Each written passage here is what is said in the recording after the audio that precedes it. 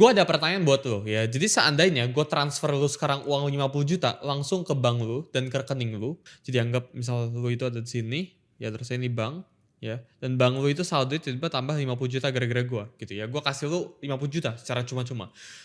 Tapi sekarang gue offer ke lu, ya ini ada satu tiket nih. Ini kita sebutnya golden ticket lah ya. Golden ticket ini ya, ini total hadiahnya itu 1 miliar rupiah. Kesempatan untuk dapetin 1 miliar rupiah dalam golden ticket ini harganya 10% chance. Kesempatannya itu 10%, alias 1/10. Harga golden ticket ini itu 50 juta. Sekarang pertanyaannya buat kalian yang lagi nonton, apakah kalian itu bakalan ambil golden ticket ini atau enggak? Kalian boleh pause dulu video ini ya, ini lu boleh mikir dan sebagainya, tapi gue langsung aja, mayoritas orang itu nggak bakalan ambil, mayoritas orang itu bakalan simpen uang 50 jutanya. Jadi gue ada survei ya, beberapa jam yang lalu di Instagram gue, jadi kalau lu buka ini total yang vote ya, itu hampir 10.000 orang. Jadi sekarang ya 64%-nya orang itu bakalan simpen 50 juta, 36%-nya alias 3.600 orang itu bakalan ambil golden ticketnya. Ini tuh pertanyaannya kurang lebih sama kayak lu pilih dapat uang 50 juta atau pilih 10% kesempatan untuk mendapatkan 1 miliar rupiah. Dan data dari survei gue pribadi itu 64% gitu ya. Ini 36%. Dalam video ini gue pengen sharing ke kalian salah satu konsep yang merubah hidup gue yang sebenarnya ada korelasinya dengan ini. Kenapa menurut gue orang yang pilih yang ini, pilih yang 10% 1M, ini cenderung bakal jadi orang yang sukses dan punya probabilitas yang lebih besar buat jadi orang sukses. Dan buat kalian yang milih di opsi A ini nggak masalah. Karena ini bisa di frame, ya ini bisa dirubah. Ya, kalian itu orang yang pilih A di awal video ini, ya di akhir video ini kalian bakal belajar buat pilih B. Dan kalian bakal belajar ya di hidup kalian itu seharusnya kan pilih opsi B. Ini adalah konsep ekonomi sebenarnya ya, namanya itu asymmetric bet. Dimana bet-nya itu nggak setimpal. Ini reward-nya itu lebih bagus daripada resikonya. Ketika dalam suatu keputusan hidup lu itu dihadapin, oh ini ada reward-nya ini, ya resikonya ini. Meskipun resikonya itu sebesar apapun, ya lu itu harus tetap ambil meskipun risk reward-nya itu jelek. Maksudnya kayak gimana Soul? Ya, jadi kalau kita ngomongin tentang symmetric bet, ya ada symmetric sama ada asymmetric gitu ya. Nah simetrik ini apa? Misal ya, lu bet 100 ya, 100 ribu, ada mesin, lu bisa dapat untung 100 ribu juga. Nah ini simetrik ya, ini 1/1. Ya ini kita sebutnya risk to reward. Sedangkan ya asimetrik, ini betnya ini lu bet 100 bisa dapat 200 ribu. Gitu ya. Nah ini risk rewardnya 1/2. Nah setiap kalian hidup ya, kalian itu harus belajar buat ngambil sesuatu yang asimetrik. Tapi kebanyakan orang itu takut buat mengambil bet yang asimetrik. Kayak gue tadi bilang di atas sebelah sini. Kalau gue sekarang transfer uang 50 juta, ya terus gue kasih lu kesempatan buat beli golden ticket. Apakah lu bakal beli golden ticketnya? Sama kayak ini ya, kenapa 64% orang itu memilih untuk menyimpan uangnya, padahal sebenarnya itu lebih bagus 36% ya buat ambil bet ini. Nah jadi ini ada rumusnya ya, jadi expected value sama dengan probability of winning, terus ya berapa yang lu dapat disubtract sama probability of losing dikali berapa yang lu dapat. Nah ya, in this case ya misal yang opsi A, ini kan opsi A sebelah sini gitu ya, ini opsi B sebelah sini gitu ya. Opsi A ya lu pasti dapat 50 juta. Jadi kita taruh ke dalam rumusnya, expected value sama dengan 100% dikali 50 juta. Nah ini lu pasti expected value-nya 50 juta. Nah sedangkan ini opsi A, gitu ya, opsi B. Expected value-nya berapa ya? Kita baca sebelah sini. Ini 10% untuk mendapatkan 1M dikurangin dengan 90% untuk mendapatkan 0. Nah ini kalau lu hitung ya 10% dari 1M itu berapa? Itu 100 juta. Jadi ya secara expected value, lu itu harusnya ambil bet yang B, bukan ambil bet yang A. Nah ini juga sebenarnya terjadi dalam hidup kalian. Manusia itu lebih cenderung takut buat miskin. Karena pada awalnya manusia itu didesain sama Tuhan yang di atas. Itu bukan buat mencari wealth atau bukan buat jadi kaya. Tapi manusia itu didesain buat survive, ya buat bertahan hidup. Dan ketika manusia ini mengalami kerugian, ya mereka ini mengalami kerugian itu lebih sakit. Namanya itu prospect theory. Jadi manusia itu kalau mengalami kerugian itu 2,5 kali lipat lebih sakit daripada manusia pada biasanya. Daripada mengalami keuntungan. Hidup ini itu merupakan hidup yang kapitalis ya. Dimana nggak semua orang itu bisa mendapatkan yang rata. Jadi kalau misal ya ada 100 orang buat 100 misal piring. Ini gua gambarin piring kayak gini ya, ini sempit kayak gini ya. Nah hidup itu nggak bekerja satu orang sama dengan satu piring. Ini bukan cara hidup itu bekerja. Ya ini cara orang lain itu kasih tau ke lo gitu. Tapi faktanya ya 5%-nya itu bakalan makan 90%-nya. Jadi 5 orang itu bakalan makan 90 piring. Nah, sisanya ya 95 orang ini baru berebutan ke 10 piring sisanya. Nah ini cara dunia itu bekerja tuh kayak gini. Kita lihat ya data Y ya, ini angel investor, kalau kalian tahu namanya VC ya, venture capital gitu ya. Mereka melakukan investasi. Dari 100 investasi mereka, ya ini bukan 100-100-nya jadi berhasil. Misal mereka melakukan 100 investasi, terusnya mendapatkan misal 100 juta dolar gitu ya. Ini bukan satu perusahaan itu ngasilin 1 juta dolar, bukan kayak gitu. Itu bukan cara dunia itu bekerja gitu ya. Tapi ini 70%-nya itu ngasilin nol, 20% ini ngasilin 20 juta dolar gitu ya.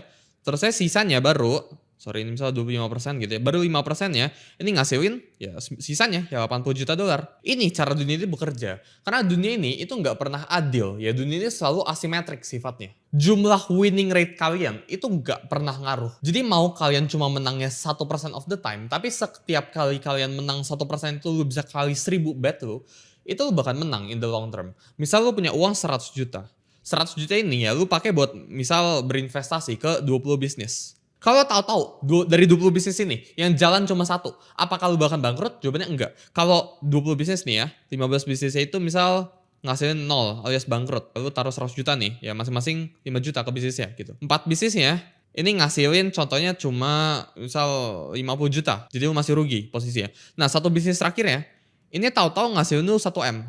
Ini apakah lu rugi atau enggak? Ini dari 5 juta, ini jadi 1 M. Jeff Bezos ya yang ngurus AWS pas itu ya, hampir bangkrut di 2003. Tapi dia pas itu bilang ke semua investornya, oh kita harus terusin aja gitu ya. Sampai sekarang di 2024, 2025, bahkan 2026, ini udah hasilin billions of dollars gitu. Jeff Bezos itu pernah bilang ya, nggak apa-apa winning rate gue itu, atau nggak apa-apa chance gue berhasil, itu cuma 10%. Tapi yang penting, di saat gue berhasil, multipliernya atau returnnya atau rewardnya, itu bisa 1000%, itu bisa 10.000%. Jadi apa yang sebenarnya kalian bisa belajar di hidup ini ya dengan konsep asymmetric bet ini ya, kalian tuh harus belajar buat ngambil sesuatu yang asimetrik ya. Dan gagal itu nggak apa-apa. Karena di dunia ini semuanya itu selalu berbentuknya itu piramida guys ya. Dimana yang atas itu selalu mendapatkan mayoritasnya.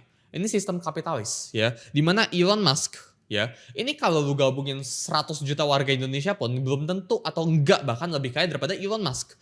Jadi sistem dunia ini ya itu emang kayak gini piramida. Dimana satu orang itu bakal nguasain 99% ya, dan 99 orang itu bakal nguasain sisanya 1%-nya. Ini angka ekstrim ya, kedepannya tuh bakal kayak gini. Nah sebenarnya asimetrik ya, itu ada asimetrik ke atas ya, ada asimetrik ke bawah. Sekarang kita bakal ambil contoh-contoh di real case ya. Nah misal ya, kita langsung ambil contoh gaji bulanan ya. Gimana cara kalian pakai sistem asimetrik ini ya buat kehidupan sehari-hari kalian gitu ya. Jadi misal gaji bulanan lu, pertama kita pakai pertanyaan dulu ya, apakah ini upside-nya itu tinggi? Jawabannya itu enggak. Lu nggak bisa naik gaji 5 kali lipat dalam 1 tahun ya, kecuali lu beneran generating revenue, kecuali lu jadi sales ya, kecuali lu bukan pekerja tetap. Tapi ini upside-nya itu mungkin 10-30%, ya ini maksimal ya per tahun. Downside-nya ini lu kena PHK alias 0.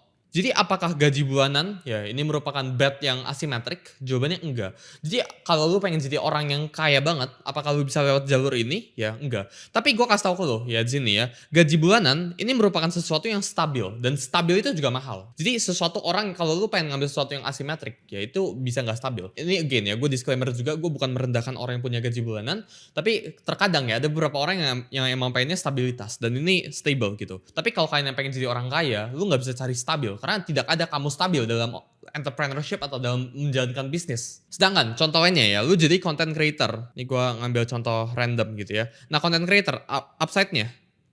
Ya pertama, lu butuh modal dulu dong. Lu beli kamera dan sebagainya, anggap modalnya itu 10 juta. Jadi upside-nya ya lu dapat endorse, ya lu bisa buat following, lu bisa buat bisnis, ya bisa buat apa. Endorse lu ini nggak ada cap-nya. Ya ini bukan naik 10-30%, nggak ditentuin oleh siapapun. Ini ditentukan hanya oleh diri lu. Bisa nggak bulan ini gue dapat endorse 10 juta, ya bulan depan tahu-tahu 50 juta. Bisa jawabannya. Ya tergantung ya seberapa jago diri lu. Jadi upside-nya itu cenderung infinite kalau kita ngomong. Ini nggak ada atasnya, atapnya tuh nggak ada gitu. Sedangkan downside-nya, kerugiannya, ini 10 juta. Atau palingan waktu lu ya 3 bulan 6 bulan gitu ya. Apakah waktu lu pas pengen mulai karir ini ada harganya? Jawabannya enggak. Jadi apakah content creator ini merupakan sesuatu yang asymmetric bet? Jawabannya iya.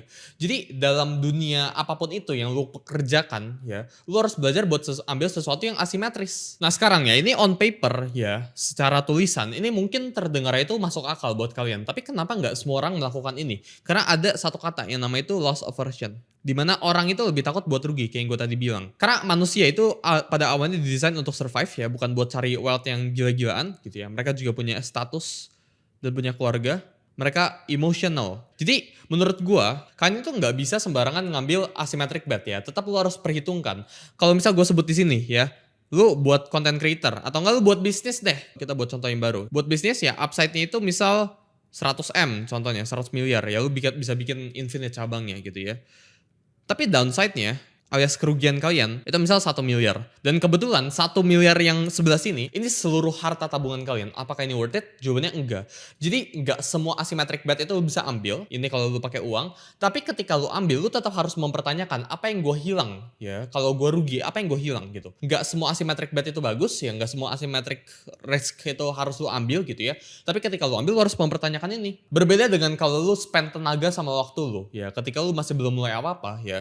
Lu nggak ada kehilangan uang, lu cuma bilangnya, oh gue kehilangan tenaga gitu ya, downside-nya ya gue nggak bisa main-main dan sebagainya, ya itu memang sesuatu yang kalian harus ambil gitu. Tapi ketika lu udah punya tanggungan dan resikonya itu real, ya bener-bener terukur, bukan sekedar, oh gue kehilangan waktu gue, tapi resikonya itu keluarga kalian atau resikonya itu teman kalian dan sebagainya, itu yang kalian nggak boleh ambil. Nah sekarang, apa asymmetric bet buat Gen Z? Ini gue ada list beberapa ya. Yang pertama itu lu bisa akuisisi skill sebaik-baiknya. Karena skill ya, ini asymmetric itu gila banget. Jadi lu bisa dapetin apa aja. Lu belajar copywriting, belajar sesuatu yang digital ya. Lu cuma downside-nya itu cuma rugi waktu sama uang les. Downside ya, ini typo ya. Itu uang kecil ya, waktu gitu ya. Sedangkan ya sebagai Gen Z, POV Gen Z itu punya banyak banget waktu. Sedangkan upside-nya ini infinite. Ya, lu bisa pakai copywriting lu di semua hal ya, apalagi lu belajar bahasa. Lu belajar bahasa itu upside-nya itu infinite ya, lu jadi bisa terbuka kemana-mana ya dan sebagainya. Selain dari itu ya, lu bisa melakukan sesuatu yang sifatnya itu digital ya. Jadi digital ya, ini upside-nya itu infinite ya, karena dunia digital itu luas banget gitu ya. Downside-nya itu limited. Lu nggak rugi apa-apa, lu cuma rugi waktu. Jadi selama yang lu rugi itu sebagai Gen Z ya, itu cuma waktu sama tenaga, dan go for it.